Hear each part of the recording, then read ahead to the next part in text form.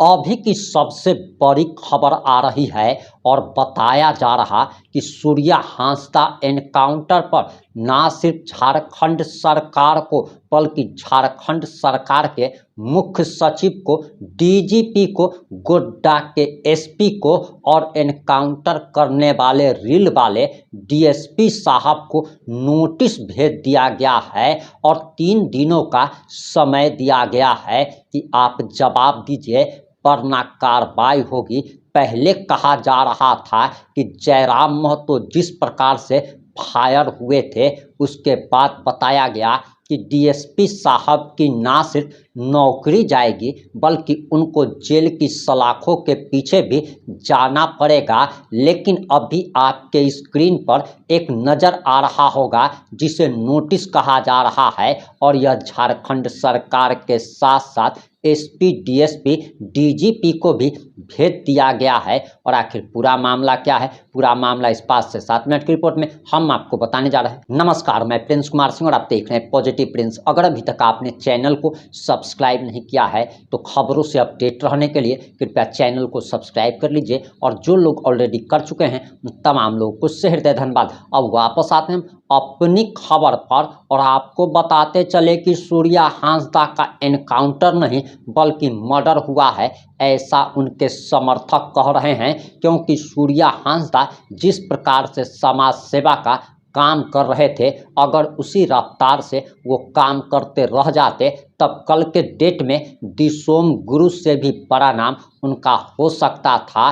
और आपको बताते चले कि इस मामले में 3 पूर्व मुख्यमंत्री सामने आते हैं और उसके बाद सीबीआई जांच की मांग की जाती है। सबसे पहले झारखंड के प्रथम मुख्यमंत्री बाबूलाल मरांडी, उसके बाद अर्जुन मुंडा और उसके बाद चंपई सोरेन सामने आते हैं और सामने आने के बाद इस एनकाउंटर को मर्डर बताते हैं। इस एनकाउंटर की सीबीआई जांच की मांग करते हैं और बताया जा रहा कि नोटिस भेज दिया गया है। आखिर नोटिस में क्या है, सबसे पहले आपके स्क्रीन पर अभी नोटिस नज़र आ रहा होगा।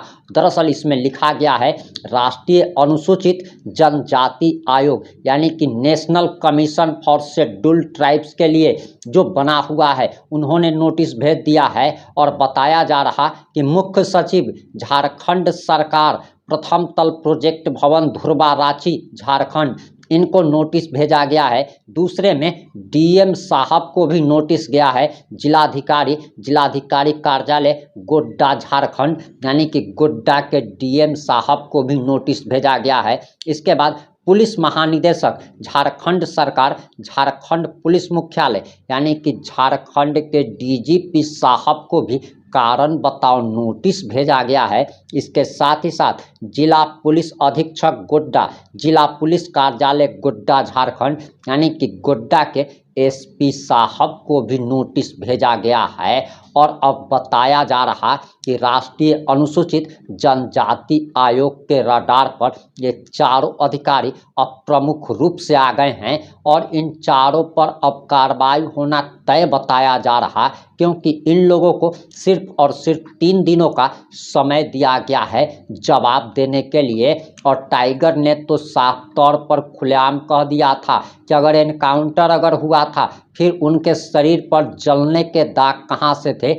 ऐसा लग रहा था कि जैसे कि लोहा को गर्म करके सूर्या हांसदा के शरीर में सटाया गया है या फिर करंट लगाकर उनको मारा गया है, और ऐसा उनके समर्थक कह रहे हैं।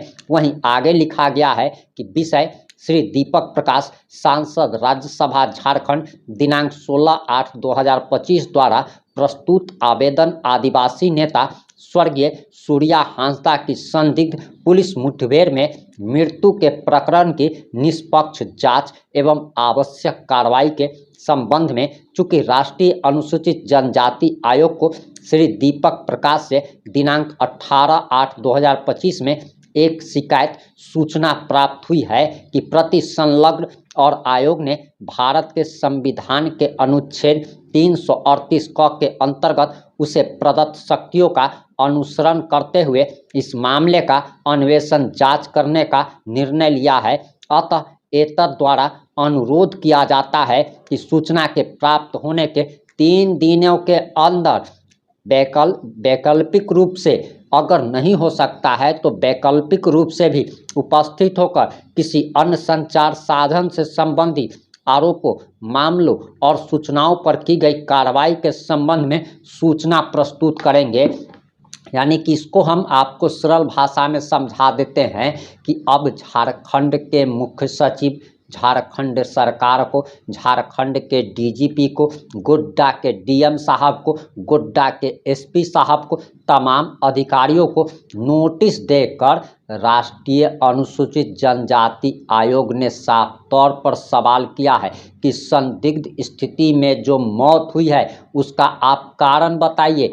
मात्र 3 दिनों के अंदर आप या तो सशरीर उपस्थित हो जाइए या फिर आप पत्र के माध्यम से भी आप जवाब दे सकते हैं। और आगे लिखा गया है कि 3 दिनों के अंदर अगर नोटिस का जवाब नहीं आता है तब कानूनी प्रक्रिया प्रारंभ कर दी जाएगी। और जयराम महतो ने भी तो यही कहा था। आप जरा ये वीडियो देखिए।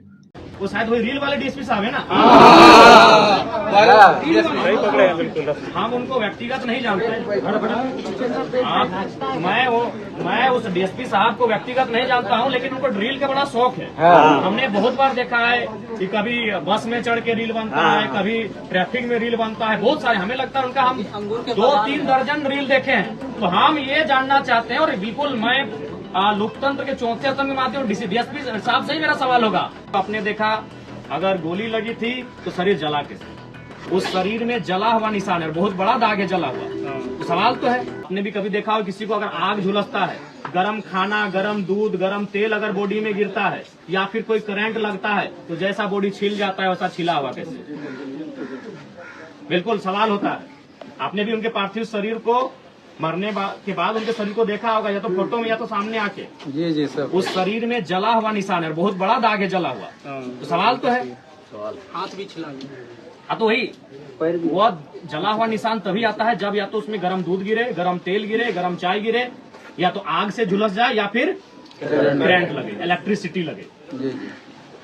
ये तो सवाल। दूसरी बात सीआरपीसी धारा 46 और धारा 49 कहती है, हालांकि नियमता टोटली नहीं, लेकिन वो कहती है कि अगर कोई व्यक्ति जिसपे आपको संदेह है कि उसका पूर्व से किसी असामाजिक कार्य में गतिविधियां रही हैं, तो कम से कम उसका हाथ भी बांधा जाता है। हाथ तो बांधा नहीं था। अगर हाथ बांधा हुआ था तो आप तो ये बहाना भी नहीं बनाते कि बंदूक छीन के भाग रहा था। 46 और 49 के अनुसार हाथ बांधना भी है, यानी हाथ भी इनका नहीं बांधा गया। जिस जगह पे घटना घटी वहां कोई और घायल होने की सूचना तक नहीं है। अगर इनके साथी इन्हें छुड़ाने के लिए आए थे या फिर ऐसा कोई कृत्य हुआ था तो और कुछ घटनाएं जख्म की सामने आनी चाहिए थी, लेकिन ऐसा कुछ नहीं हुआ है। तो ये स्पष्ट है कहीं ना कहीं आज प्रशासन पर किसी का दबाव है। अब वो दबाव देने वाले कौन है ये मुझे नहीं मालूम है, वो जांच का विषय है। इसीलिए राज्य सीबीआई जांच की मांग करता है। तो आपको क्या लगता है? आप अपनी प्रतिक्रिया जरूर दीजिएगा। जुड़े रहे हमारे साथ। जय हिंद, जय भारत।